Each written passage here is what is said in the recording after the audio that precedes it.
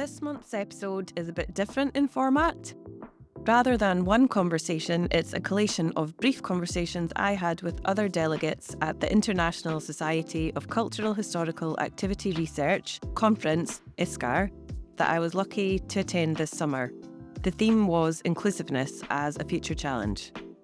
The main conference was in Rotterdam over 3 days with a PhD day beforehand in Amsterdam, so 4 days total. There were several keynotes and even more workshops between them, and all of those really showed the wide range of ways that people have been applying these theoretical ideas in research and practice. I met so many interesting and inspiring people, and I'm grateful that Sara, Alicia, Myci, Sherene, Sanna, Hanna, Lulu, Erin, Viviana and Marijn agreed to stop by a little podcast station to speak with me and share their reflections on the conference or their work.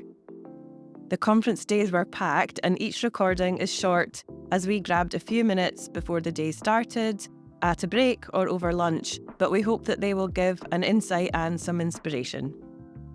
There's some reference to the keynote speeches, specifically Professor Anna Stetsenko and Professor Annalisa Sannino, both leading researchers in the field, and they have also given permission for me to record and upload their full presentations, and these will be online soon too.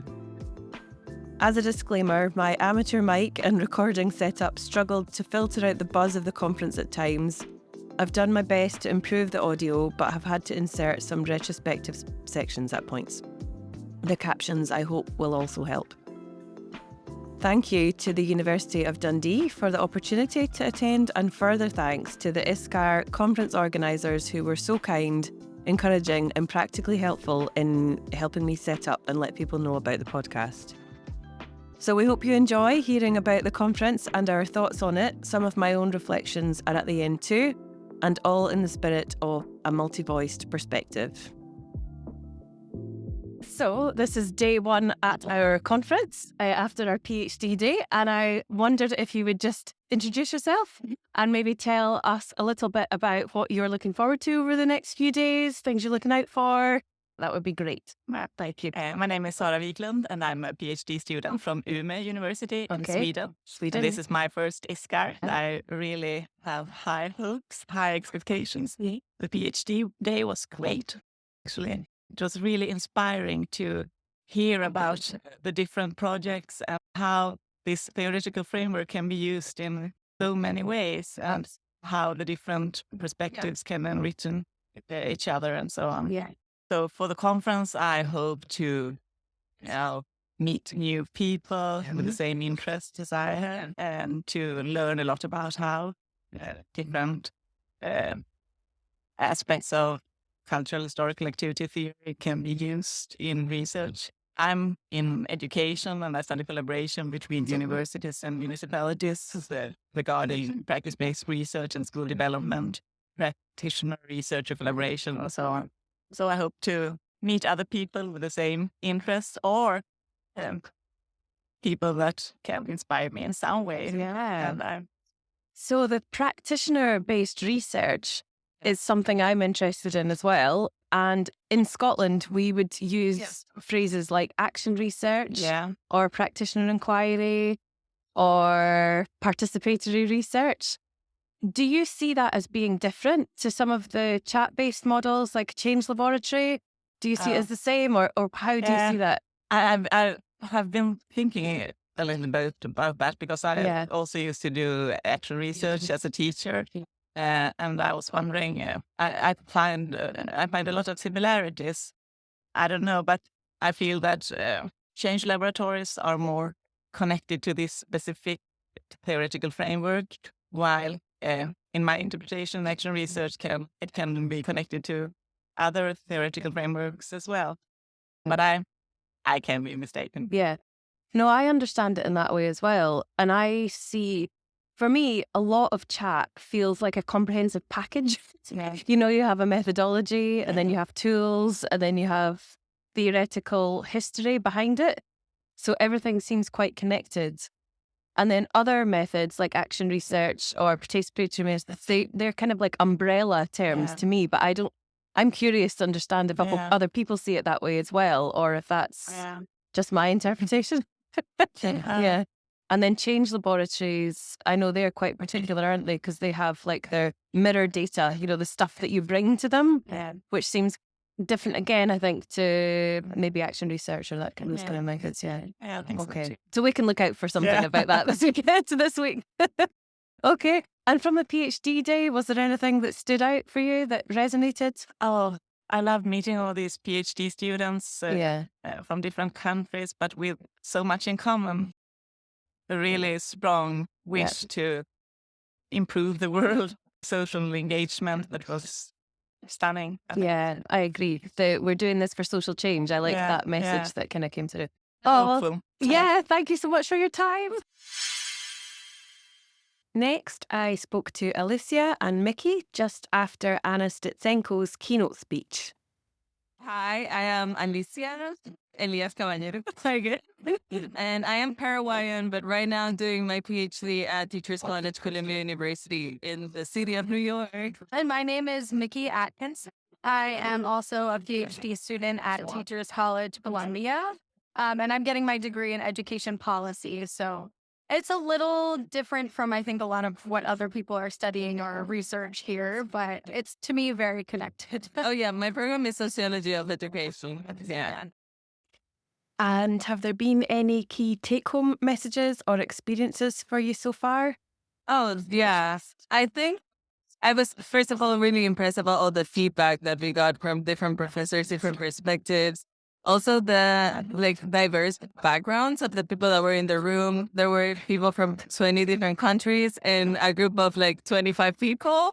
So it was pretty much international. And I think the thing that stood out for me the most was that even though all of this research were really localized and grounded in specific communities, the ideas were so transferable. We were learning about this specific phenomena of displacement in Denmark, and I could only think about same or similar things happening both in New York and in Paraguay at the same time. So learning about those things, so I don't know, this really specific thing happening in Brazil, but you can also think about, the uprising of the Pride Wing and many other places. So how, when you have this type of historical and cultural context in the theories that you're using, the way that you can transfer knowledge, even though it's such a specific case, is so interesting. The things that comes to my mind right now is this, the collaborative frameworks. One of the professors, I think it was one of the Brazilian professors, he was mentioning this difference between interaction and collaboration, and of not using those two words as the same thing. And then he mentioned, and I can look for it and send it to you, the names of specific frameworks to look at collaboration. And he said something that was really interesting. Interaction is everything, every human connection that we can have. But collaboration usually happens when we find a conflict or an obstacle, and then you have to exchange and create knowledge to move forward. I wrote it down somewhere. It's actually funny. I was just speaking with Alicia before we got here about how me being in sort of the politics and policy world, it's really tough because a lot of the times we're kind of expected to have this objectivity about us or skirt around our own thoughts and opinions and motivations. I was just talking to her about how it's just really kind of hard to be in that space sometimes. And coming to this talk, one of the biggest takeaways that really hit home for me was that kind of skirting around that political and pretending to be objective is actually just obedience, which I really found to be inspiring. And also was this conflict that I knew coming into this that I had, and hearing her talk about how important it is to just state our motivations and talk about our political intentions and our honestly social intentions for what we want to move forward, I think is super inspiring. So I really appreciated that. Yeah. Her words were something it was so powerful. If they're demanding facts, they are demanding obedience. Yeah. Will still say it. We need to be objective. And objectivity, wonderful quote also, is a demand for obedience. To be objective When someone demands of you, show me your data and objectivity, it means they want you to be obedient to the status quo and how someone decided things need to be. And you come out and say, but I believe it's different. Do it your way. What I'm saying, not my way, not somebody else's way, your way.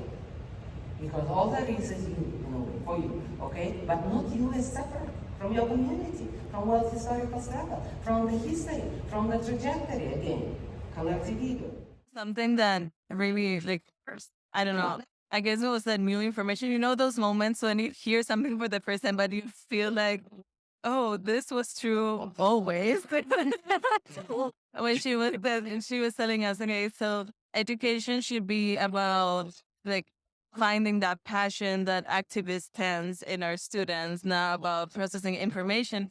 And I was like, okay, yeah. I was following. I was like, yes, this is how we do this. But then when she started talking about that we cannot just demand people to be activists and that we will find resistance because to be an activist means that you care, and to care you need to be in a vulnerable situation. And I think that was like really like an eye-opening moment as well. And I think she said something like, you can just not ease through that, but you have to show your students that you care.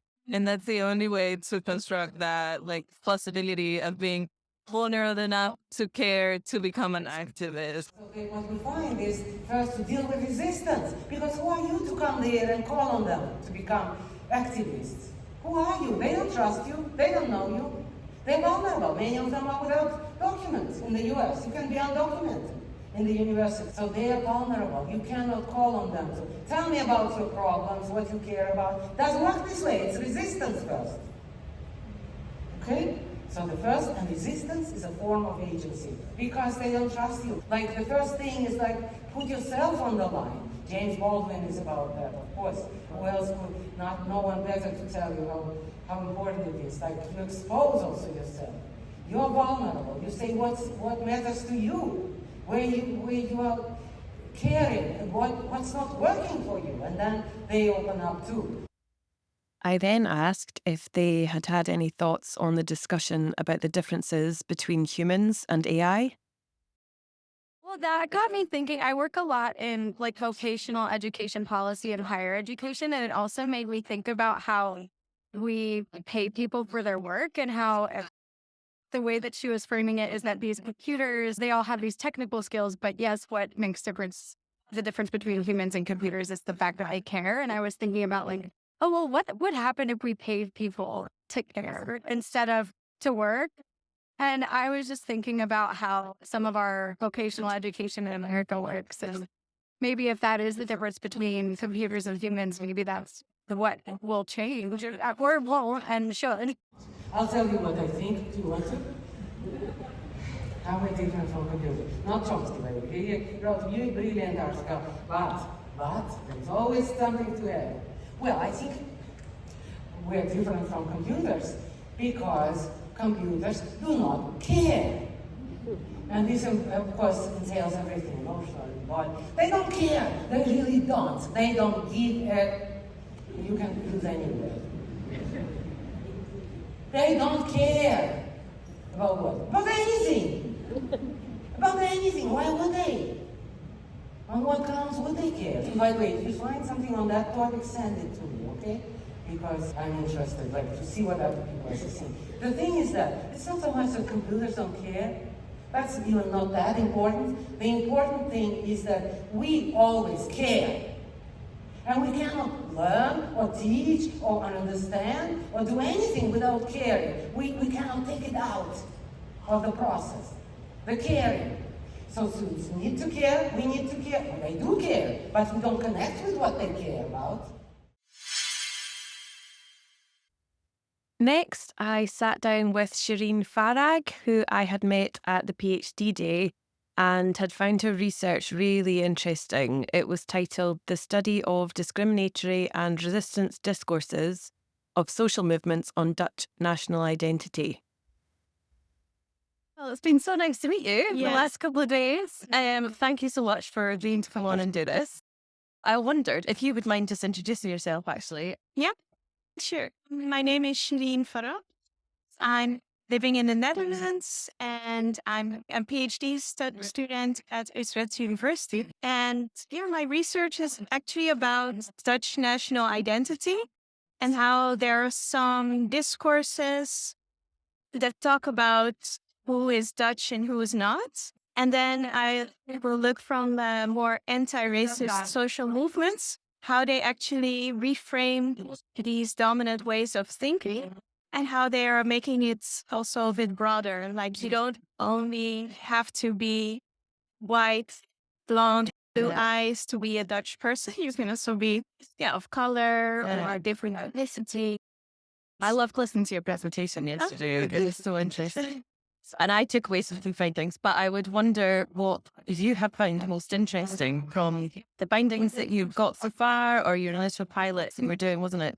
Or people you've spoken to, anything that stood out to you that's been most interesting or powerful? Yeah, I think so for this presentation, I also specifically looked at how this social transformation kind of occurs. And what I found most interesting is that the social actors identify how certain narratives from the past, when they start realizing this kind of historical perspective where these thoughts come from, for instance, a concept that often is used that the Netherlands was very homogeneous and in the past was really like a white Dutch nation, you can say. So when this social actor sees, wait a minute, also in the past, there were many people of color in the Netherlands as well. We were like very broad kingdom. Yeah, absolutely, yeah. So they actually kind of then transform themselves. You see this transformation within themselves.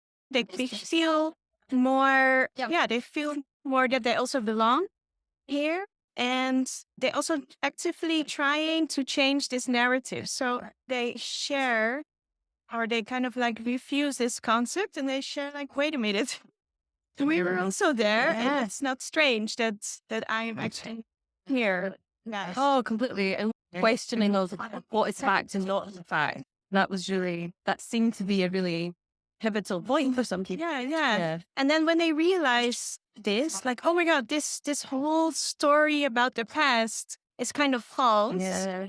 They also really want to set things right. Yeah. So like they want to spread this knowledge. Wait, we have to share this with the different generations, with more people around us. Yeah. Like this image we tell ourselves of white homogeneous Dutch nation in the past, that we have to set this version right. Yeah. And they become also this actor who tries to change the social setting, and really they're contributing to equality, right? That's also their hope for the country or for the world. We move towards equality, and I think that's a really strong vision. Yeah. So I remember you said that you did the semi-structured interviews. That's right, isn't it? Yeah. With your participants. And did they naturally realize that history isn't correct, or did you bring any of that information to your interview? Yeah, I think so. Because I'm interested in how that turn happens. Do you know what I mean? Yeah. So one actor, she is actually very beautiful, creating these arts performances of theater and dance to track traces of slavery in the present society. Yeah. And for her, this realization started a few years ago. Okay. And I think that's also very related with the context of the Netherlands. And you can say the Black Lives Matter movement was really also a strong movement in the Netherlands. And you actually see there's a bit of more consciousness around this topic. Before that, talking about racism was really not done. The Dutch society was really always said like, no, these things only happen in the United States. Yes. So I think really also this societal context influenced also, maybe her transformation.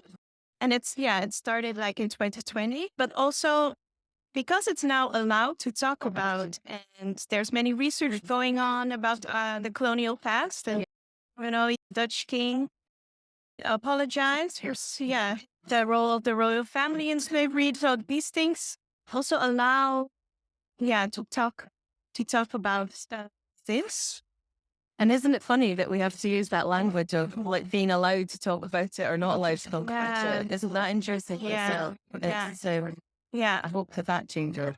Yes. The other thing, I'm sure it was your presentation, you had a quote from, is it a party that's operating at the moment that said Dutch people first or something? Yeah. So at the moment, I'm trying to make it visible, these kind of discourses, because on the one hand, you have discourses that really kind of legitimize this white concept. And the political party who became the biggest last year, that's really like a nationalistic, populistic party who really emphasizes this image of Dutchness. And then on the other hand, research also knows that there are discourses that criticize these ways of thinking. So I'm trying to make it visible that you have this discourses that react towards each other. And it's a big example that has been used for this political party, and they shared like Dutch people back in first place was their campaign. Strapline, and you were saying that has a certain meaning too. That carries a meaning. It's really like what do they mean with Dutch Dutch people? Who is like the real Dutch person? And these social movements, they address it's basically they're saying this white image of blonde and Dutchness. That's the only real Dutch person in the Netherlands. It's I was really impressed with Anna's keynote. I don't know if it's online watchable, but I recorded it. Yeah, with her permission. Amazing. Yeah, I was really inspired by how she talks about these transformations and the relationship between the individual and the collective. And at the same time, she kind of shares this decolonializing perspective, right? She's really making a strong argument that we should, think about that. True. And I'm really happy that she raised this topic. Because I think also it's so important because it's very hidden, or it basically says like all the things you think is normal, they come from some way of thinking. And maybe we should question these things, and maybe understanding that these historical process can allow us to maybe imagine a different future. And we basically are the system. So, but we are the people creating this world. So this is where we are together. I ask how my community college students' insights, hopes, dreams, and fears open up a space to collectively transform, update, and move psychology in new directions as part of a political approach. Yes. So theories are created on the ground there and changed. And then things are said, oh, this doesn't work really. It's inhumane to immigrant students and students of color. Then we were not taking it. Yeah, and just going back to the bit that stood out in your talk to me about the facts, like if we were to trace back all these things that we think are facts from history, so much more to that picture, isn't there? Or the things, I suppose, that are written into history books that maybe we access in Western cultures. What else was happening at that time? And whose voices were there, whose voices weren't there, whose perspectives, whose weren't. It really prompts me to think about what we call facts. The knowledge of the past and how holistic that is and how comprehensive that is versus how incomprehensive it is, incomplete. Yeah. I think one of these social actors I talked to, she also shares that when she, for instance, goes to a museum, there's this painting about the 18th, 19th century.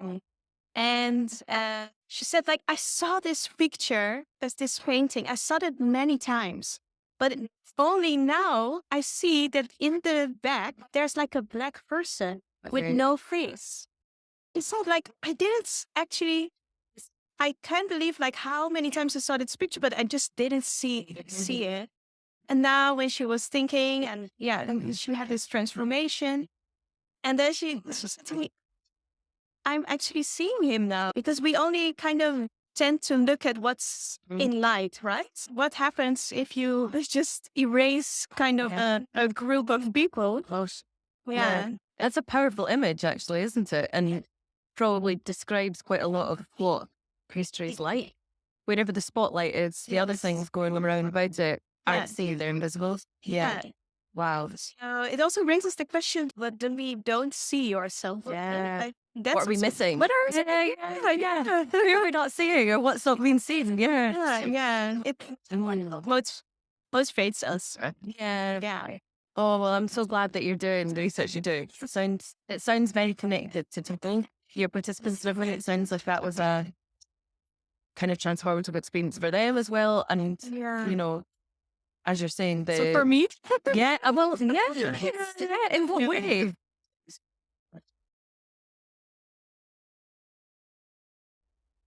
I think in a way that it kind of allows also, in a way, for me to kind of heal from, because you're hearing stories and you're like, oh, yeah, I recognize these stories. And then talking about it also allows these feelings to kind of like, because you're also thinking of, okay, how can we transform it, right? So it brings also a bit of like hope. Yes. And it's a big motivation for me to carry on. Yeah. It's also important for a PhD to carry on. And I think these research studies that involve our own emotions and our own perspectives and our own experiences, they're so powerful and they're so important a lot of the time, aren't they? And they're also more challenging. It's not always easy, is it? Well, I'm talking for myself more than anything else, but you can tell me if not. But, when something taps into something that's personal for us, it doesn't make it easier. No. Yeah, you're sometimes correct. a bit of a surprising dimension. Yeah. So I think it's great that you're doing it. Thank you so much. I'm sure it'll be really important work. Thank you so much also for creating this podcast. Oh, you're so welcome. It's my pleasure. It's so nice to get to sit down and talk to you. Thank you. I'm actually sorry we're going to have to go because I can talk to you more and more. So we'll have to do round two when you've got more findings. Okay. We can come back together. Thanks. Thank you. And then we started Thursday and I had a quick check-in with Sara before the day started. So sorry, you came over with your coffee and I just this week again. But I listened to your recording and that was just yesterday morning. And you were talking about your hopes, which I think you might remember better than me, but there was about meeting people with shared interests. Yeah. And also getting an idea of the range of ways that chat can be used. I think that's maybe you remember differently. Oh, I think you're right. Yeah. So we've only had one day since then. We've got today and tomorrow as well. But I wondered at this stage how kind of those hopes could have played out. Just yesterday, was it? I think so. It feels like it was a week ago. I'm so full of impressions. I had high expectations, but I'm really, really satisfied so far. I have met a lot of interesting people. Some of whom that I was acquainted with from just online contexts. And now I met them in person, in real life. And that's really, really inspiring. And also I've been listening to this various presentations about how to use this theoretical framework every presentation has had something that I really, this is something that I want to delve into deeper and think more about, or the use of this concept. I could do something that. So it's been really great so far. Good. Any examples that come to mind? And I can't sing anything out right now. It's just and sometimes I'm feeling like a kind of slow thinker, so it will probably pop up in a week or two, something like that. So I'm just collecting impressions now, and then I will think about them and later. I'm the same. I'm taking lots of notes. Yes. Yeah. Anything you're looking forward to today? Yeah, a lot of things. Sannino's keynote will be very, very interesting. Yeah, and I have planned for some of the small sessions that, in one way or another, connect to my research about researcher-teacher collaboration and collaboration between municipalities and universities, and at a more organizational level as well. Yeah, I need to look for your findings because I am interested in that as well. Thank you. Anything else you want to say? No, I'm just looking forward to this day also. We really, we have a lot of opportunities. Yeah. Thank you.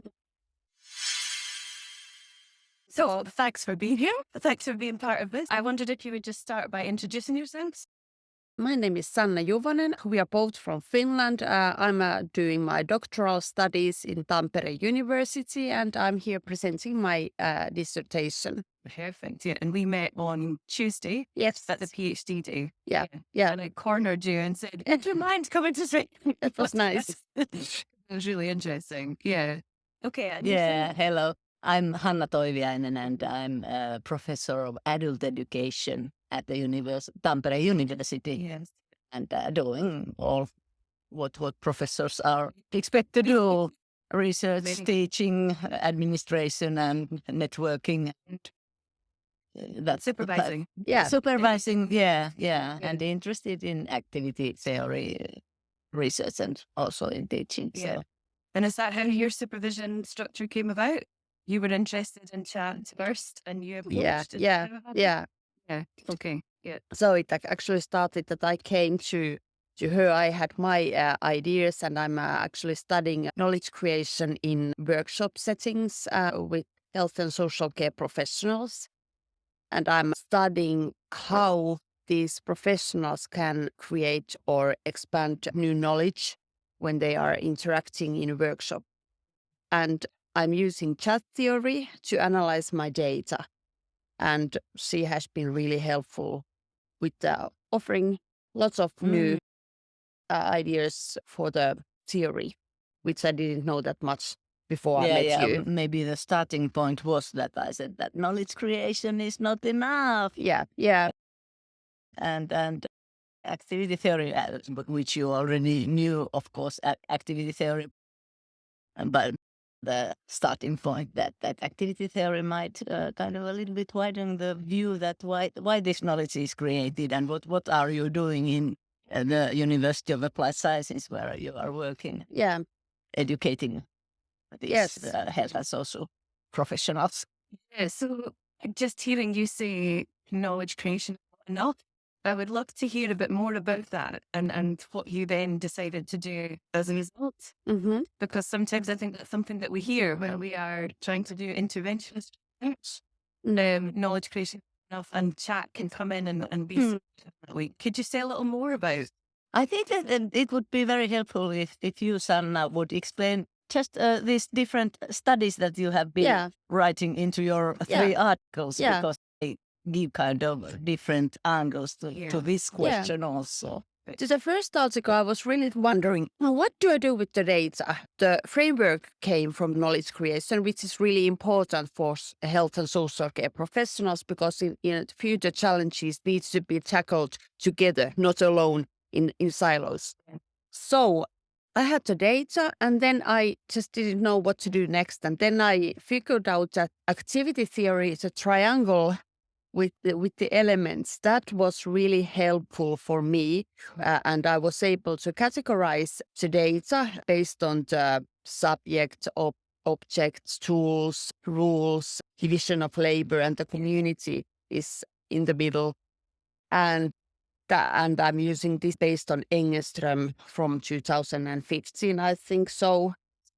And then I noticed that I was able to find expansion and contradictory element from these elements. So there were expansive elements, for example, depending on the subject, how, for example, active citizen was able to use digital devices, but people in a vulnerable situation didn't probably have the access even to internet. So that there were already contradictions, but also expansions depending on the subject and object. So that was the first study I had. And that was my first insight that, okay, I really found that chat is, yeah. And with the expansions, so you said you found some contradictions and expansions. Could you say a little more about how the expansion happened for the participants? Yeah. I used different elements. For me, I noticed that Canvas as an artifact was really helpful for the participants to expand their ideas.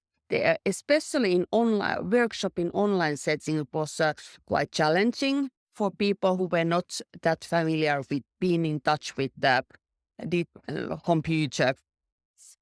And they found it easier to communicate when they were using a canvas where people were, before they started to discuss, they were able to write their ideas from the object, what we were actually talking about. It was in a first study, the object was future services, and in the second and third article, the participants were talking about impact of continuous learning program.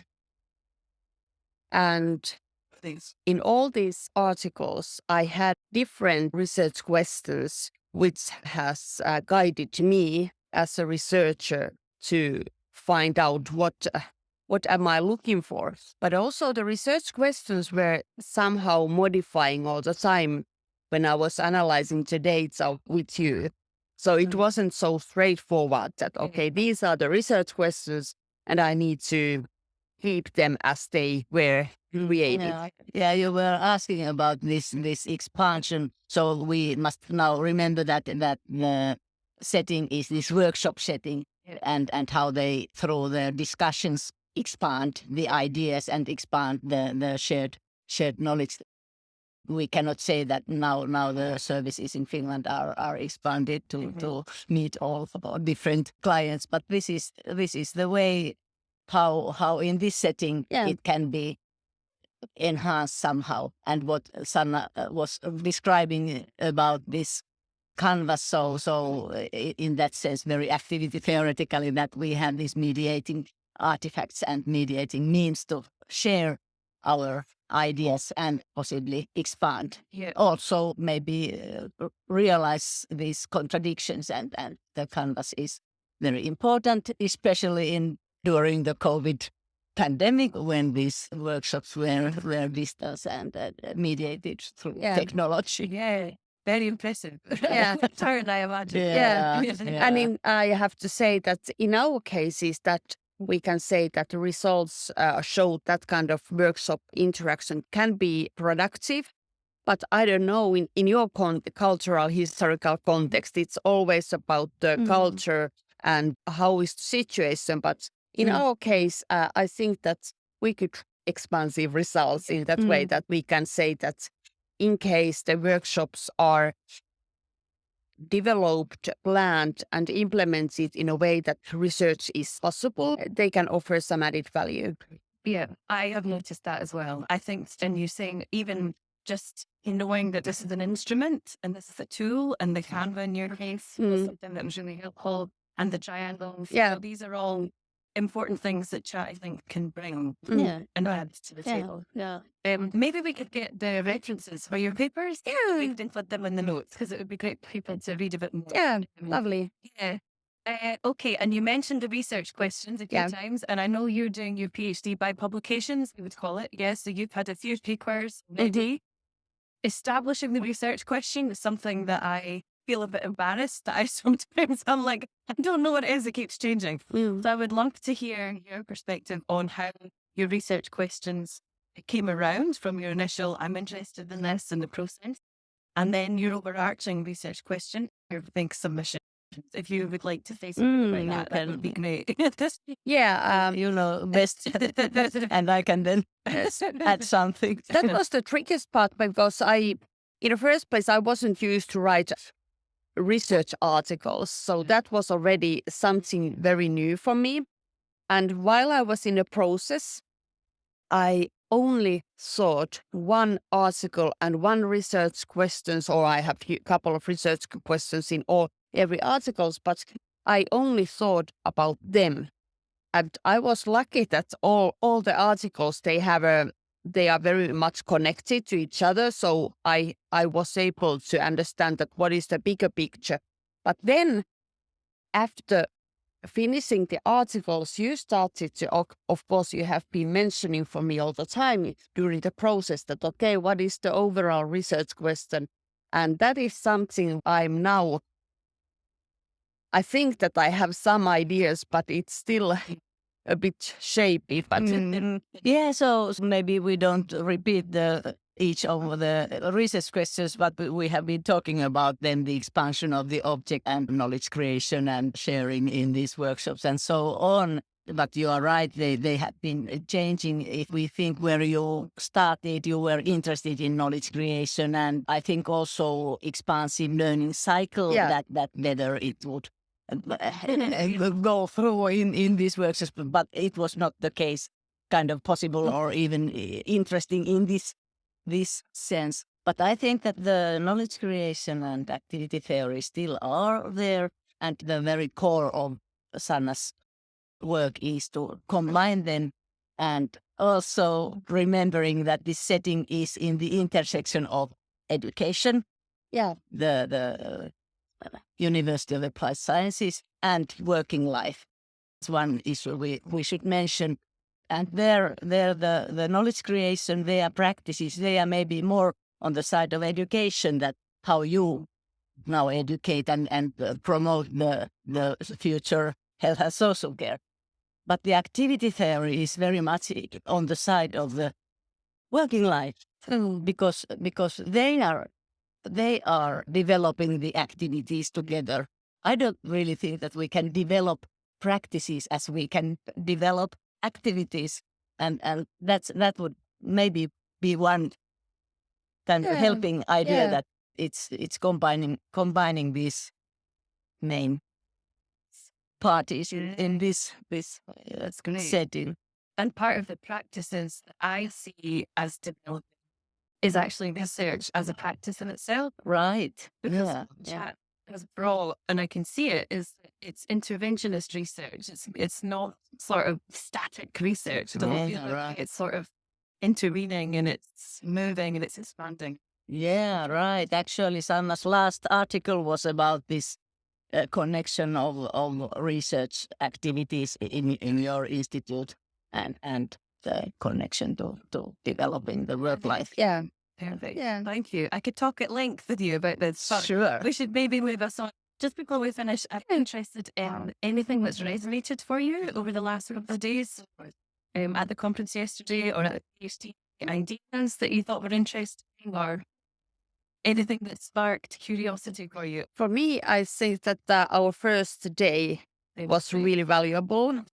And I appreciate this possibility that what we received when we were present, and we were able to share our research topics and all the fears and hopes which are related to the field. It was a nice connecting time. It felt like a community. Yeah. Perfect. Great. Thank you. And for yourself? I'm still looking forward, because we are in the middle of the conference, but I have enjoyed the keynotes very much. For instance, listening to Anna Stetsenko, I thought that, that's so good that my teaching is starting next week, and I can still consider some slides of mine and what is my message to, for instance, the students who are starting their studies now. So it was very inspiring as such.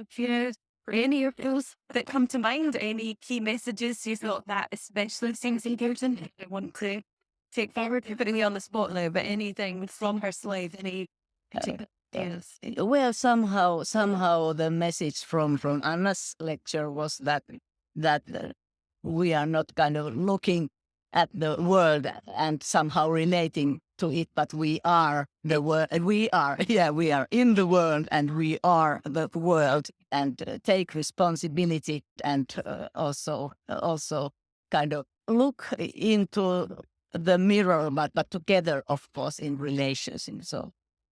Yeah, I thought that was really very good too. I will have been stuck in my head. You are the traffic. Right. I still am. Yes. The traffic. Yeah. We are. Yeah, yes, that was really powerful. Yeah. Funny example, for you to wake up, maybe it's a morning, for me it's a jet lag. But anyway, when you are in traffic and you say, you complain about traffic, you are traffic. You created the traffic, you created the dead traffic. You created it. You are traffic. You're not separate from it. So it is the same. We create the situation. We are in it. We are not just in traffic. Anything else you want to say? Thanks for the possibility to discuss with you in this Thank you podcast. for coming and giving your time. Yeah, It was that really was great. Thank you so much. That was sick. Guys, thank you for stopping by our little makeshift podcast station here. And we just met a couple of days. Yeah. You're actually, I think we met yesterday. Yeah. But I feel like it's no longer. That's conferences. So thanks for being here.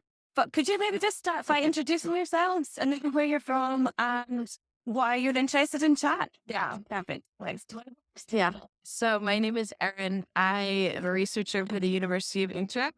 I'm originally from the States, but I've worked in education in New York and Boston, and then I came over to the Netherlands 8 or 9 years ago and started working here in the south of Rotterdam. This is right in my backyard, and I do research about multilingualism and how we can support parents and caregivers of multilinguals in education. And I think what's been the most important thing that I've been learning here is the importance of bringing research and practice together, and the fact that we can learn so much from teachers, from parents, caregivers, even from students as well, and putting them not as much of a participant role, but really more of a co-creation role, and then the value of that. So I am Lulu. I'm doing my PhD at Rhodes University. And my area of work actually, or research, is agriculture and agricultural development. But of course, knowing the social, cultural, and political configuration of South Africa and almost its systemic and structural tension coming into the contemporary, I needed to find a theoretical framework that really speaks to that in most radical and transformative ways if we were to find transitional pathways or developmental pathways for Black farmers transitioning into the commercial sector. So I was introduced to chat. At the beginning, I was like, oh, no.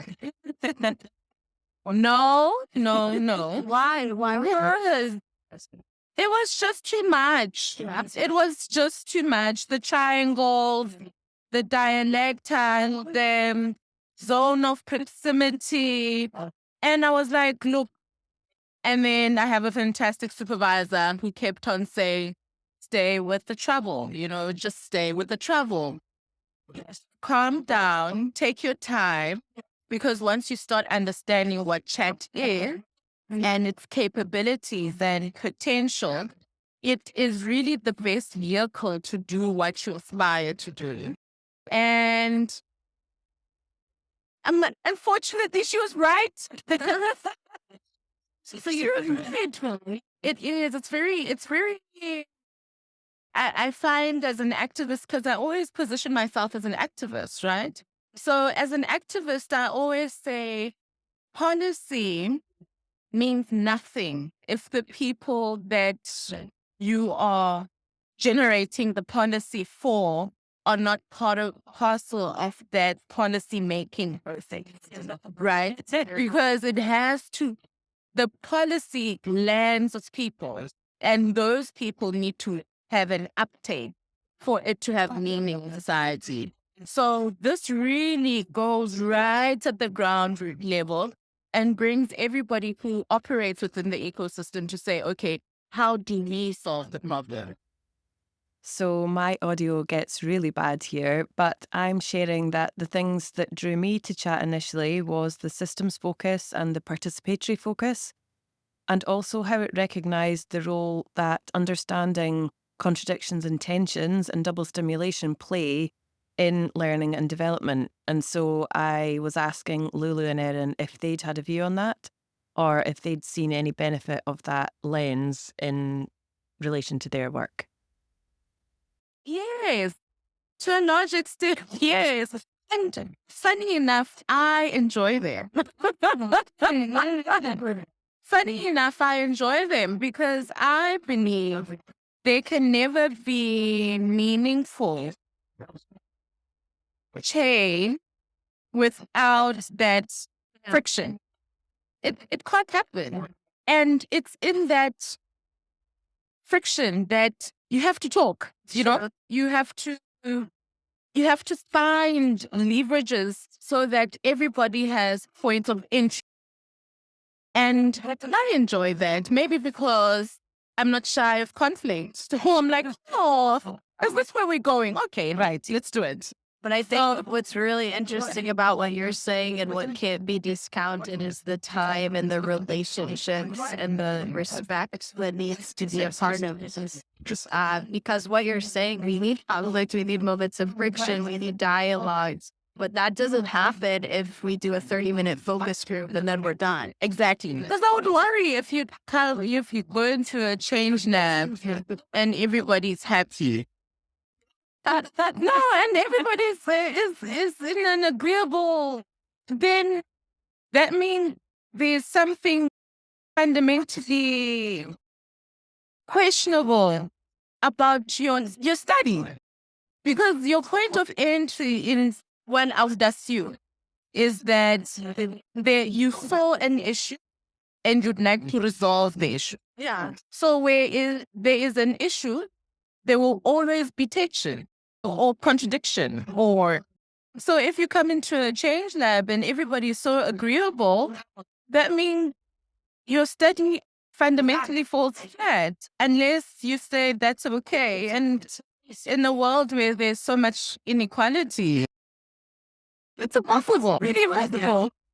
I added a comment here on how I thought what they were saying echoed Anna Stetsenko's point about the importance of researchers allowing themselves to be a little vulnerable too, so that those involved could feel connected on a human level enough to then also express aspects of their activities or the status quo that had felt challenging. For me, that's where I think some of the change laboratory tools are helpful, and I was thinking of mirror data at this point, which is information that tells some story about the situation from one perspective or another, maybe ethnographic data, recordings, anything that gives some perspective, which can be used almost as a starting point or platform for discussions to then continue within a change laboratory. People involved might agree, disagree, but it's a place to disentangle the information or the situation and the feelings around that a bit more. So the concept of mirror data to support that process is something that I've found useful anyway. And then we moved on and I asked what their key take-homes were from the conference so far. For me, the question of how, as researchers in this field, and myself as a researcher who has to invest in that time and those relationships in order to work with these practitioners, the question of sustainability and how do I make research and findings and relationships that are sustainable without me. That's not to say I'm so important, but if we want to see change on a larger scale, then it needs to begin small, but it also needs to be sustainable. So I think trying to figure out how to make our research practices more sustainable is something I think a lot about. Yeah. I'm so tired of being a problem child, but it seems to locate me wherever I go. So I'll be honest about it. The one thing that is, the conference is brilliant. The quality of work of this conference is amazing. But it has left me with, what is the role of academic in today's society? Are you still required to be an academic in the traditional sense, or is more required out of space? And what makes me prompt that question? One thematic theme that seems to run across all the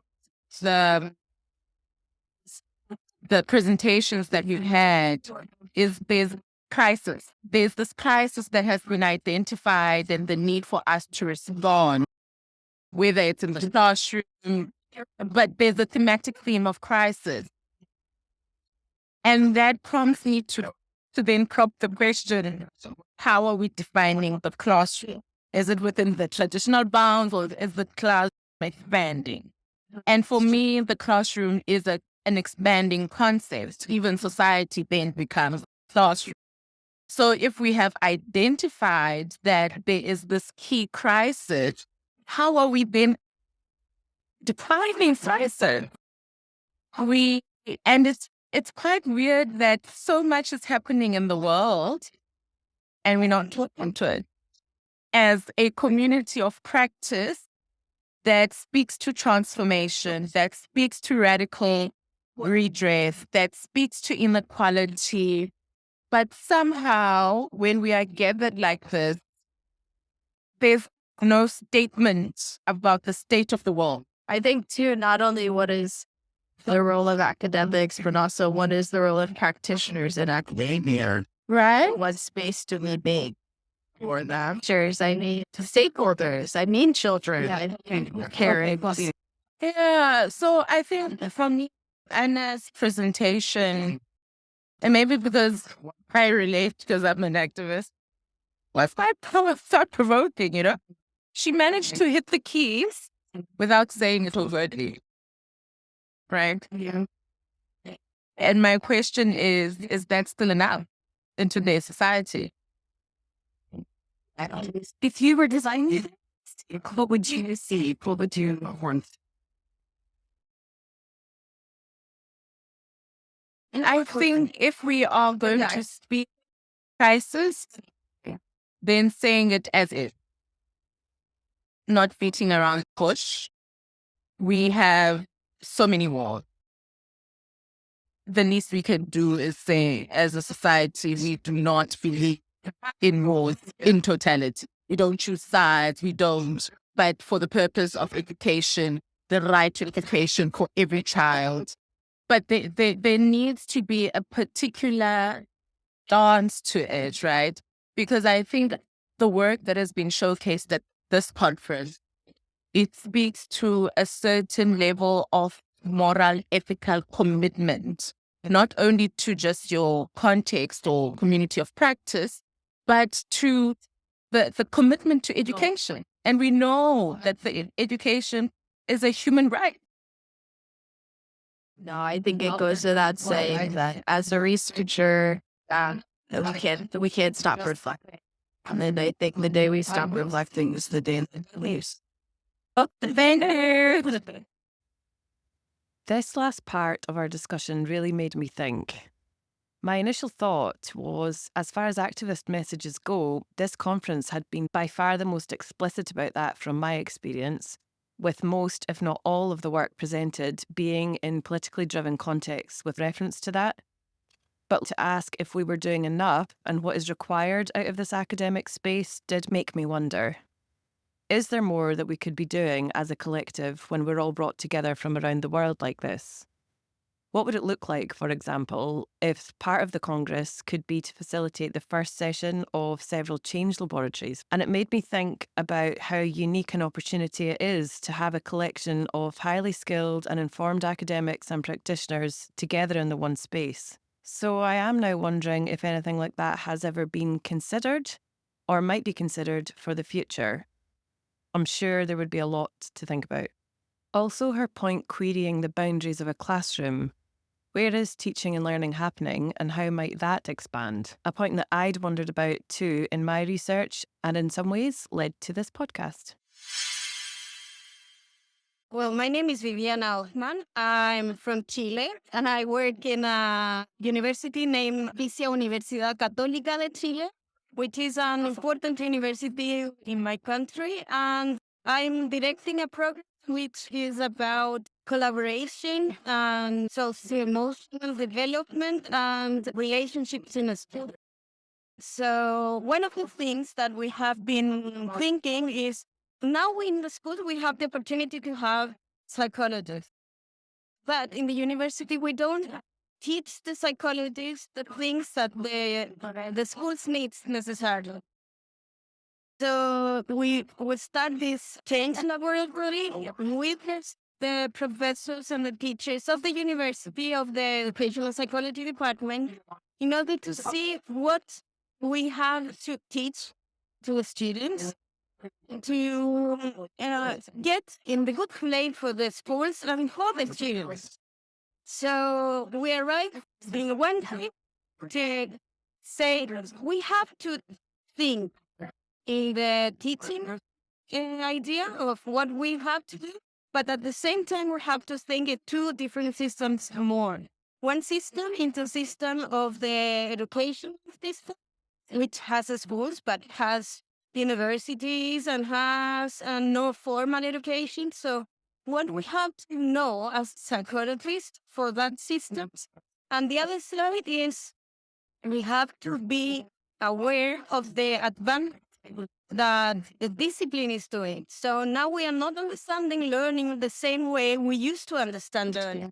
So how we can get this knowledge and put it in the way we are teaching as well. So it was very nice to know that the problem was about 3 different systems of activity in relationship.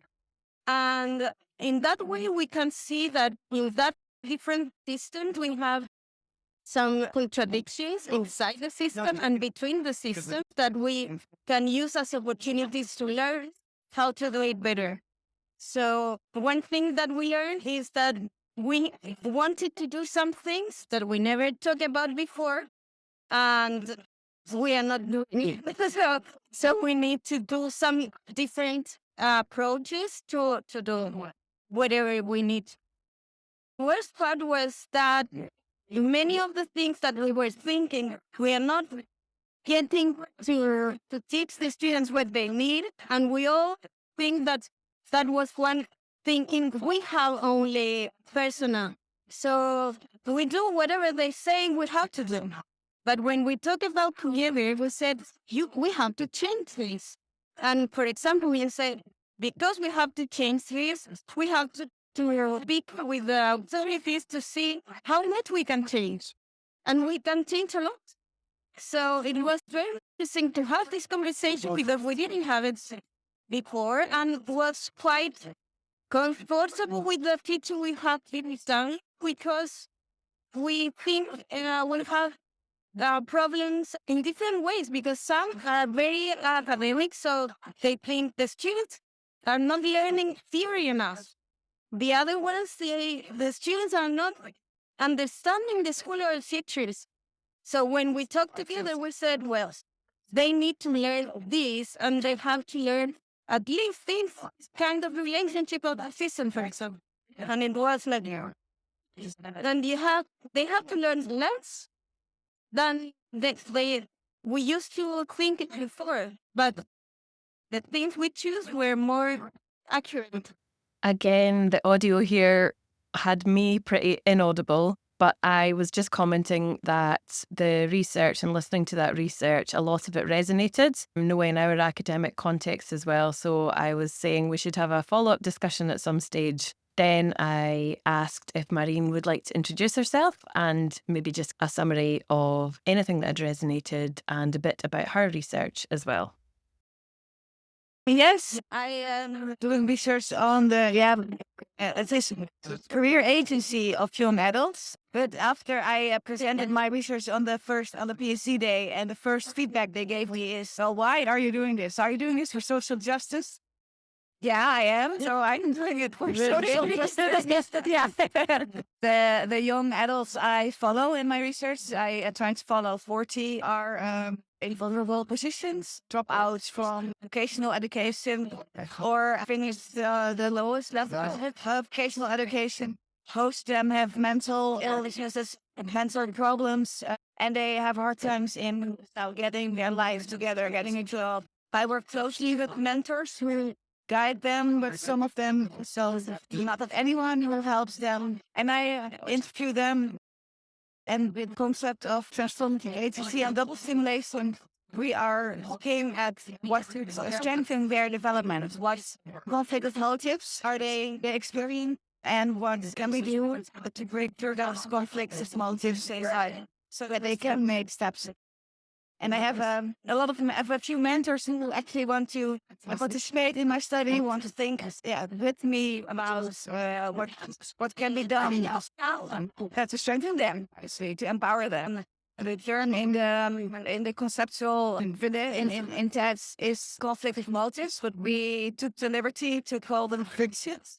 And also because we saw in the data, we distinguished 4 types of friction from something that's actually quite easy is not the right word, but I think easier to break through to things that are really hard to break through. From I want this, but I cannot have it, till I want this and that, and I'm also conflicted about everything. So if I want to explain it, all the 4 types, then I will be here again in half an hour. But the types are about difficult to get thing. It is different from it's because it's in the interaction with young adults and their context, and it is from I want this from this context, but I cannot have it, or I do not want this, and what's happening. To I want this, like I want to finish my school, but I have also a family, and that's not possible. So 2 conflicts, but I know what I want. And then you have also young adults who don't know what they want. And something happens in one context. So it's like a different arrangement of conflicts. That the friction is different than the conflict of we call the conflict, we call it friction, and we have different types of friction. Sounds very good. I would love to have it. Know it. And I think that's a good thing about big theory, because you can see the big picture, but at the same time, you can see the little picture, that you can do something by yourself or in this little community, and you don't need the government or the law to change to do something. And that's a good thing about this, that you can see all the pieces. And when you see the big picture, it's true that there are structural things that are very difficult, and you are not going to change it, but you would like to change it eventually. But there are things that are in your hands, or the hands of the group you are in. So I think that's a very good thing about the theory, that you are able to think of you as an agent who is part of a group that can do some things for your own sake, for your own good. I have another question for you. Can I do the question? I also want to. Because I agree on the little steps, because that was also our critique on theory, on career agency that is in the field of career theory, was that that agency is seen as an asset or something that you have. And if you look through that, then you see that these young adults do not have it. Well, but we think they have it. There's just something in the way. And with the little steps, then you can see that they develop. And it also resists a form of agency. And so Yeah, I agree on the small steps they matter so much. Yeah. Yeah, and the thing is, when you think, as we talk about the psychologists, the teachers that they feel that they have the problem, and it's not a systemic problem. When you can talk about this, you can win a lot of agency because you said, "Well, I can do that. We can do that." Yeah. Also, I think it is open the opportunity of agency as well. So my key take-homes echo a lot of what has been said already. I thought the PhD day was a fantastic orientation. I found Nikolai Verisov's historical overview of chat was especially helpful, and it also helped us feel part of a community of new researcher practitioners. Hearing other students share their work and the feedback they received has already informed mine, and it was nice to share some other laughs and stories too. I hope we can keep some of those connections going.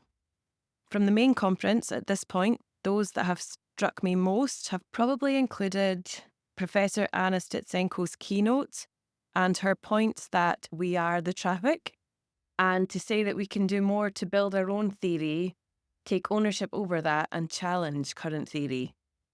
Ethical onto-epistemology and a transformative activist stance are areas that I want to dig deeper into. It was special to hear Engström speak in person, given how helpful and transformative I've found his work so far, and hearing other presentations talk about the range of ways that change laboratories have been developed was also really inspiring. I've also since found the Bureau de Change laboratory online, and I would highly recommend that.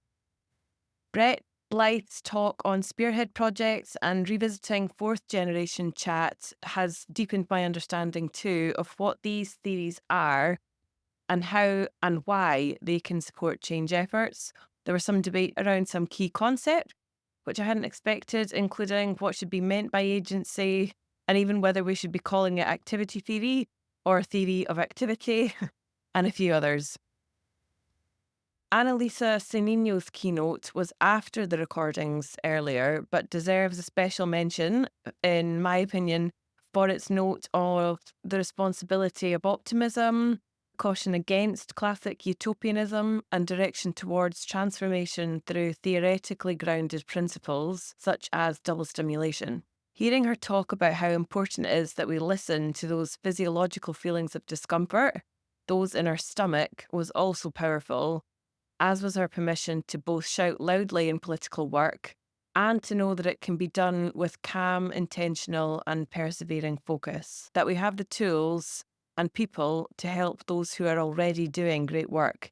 Allowing the personal to become the political was something that struck me as well. So, strongly grounded utopias for equity and sustainability are built on history and are built on scientific evidence, and must orient themselves toward ecologically viable technological perspectives which also transcend class and other divisions in the spirit of right, real utopias of alternatives to capitalism. Now, since we don't have much time to waste to save our planet, perhaps we want to join forces with people who have already devoted their lives to these utopias.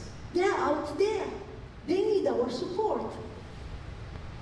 These utopias happen in gray areas of possibilities within the cracks that the contradictions of our daily activities inevitably open up. So, that is when the personal actually becomes political. To paraphrase what Carol Harnish famously stated in the women liberation movement in 1960s, but perhaps with the Carol Harnish, we could also start saying that the personal and the professional is political. Can we see gray areas of possibilities in our workplaces on the daily basis that we could cultivate? Alternatives from within. Returning to educational psychology, an approximate focus for this podcast, I couldn't help but think that EP work is aiming to do many of the things noted, and we're so well placed to be doing so, in Scotland at least. Consultation and development work in schools, co-created with those involved, raising voices otherwise unheard, being agents of change, questioning where, how and why dominant discourses exist and where they come from, can all be part of EP work, and those were all celebrated at this conference too, sometimes working in the cracks to support change in political spaces. The Congress programme is still available online if you want to read more about it, and I hope you'll be able to watch Anna and Annalisa's keynotes here as well sometime soon once they are uploaded. Thanks for listening, and as usual, if you do have any other thoughts, reflections, comments, please do reach out.